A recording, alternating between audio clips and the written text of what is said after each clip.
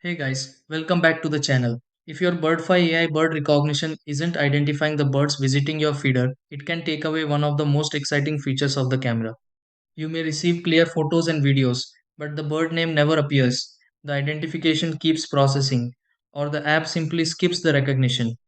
In many cases, the AI feature relies on image quality, subscription status, camera positioning, and a stable internet connection to analyze each visit correctly.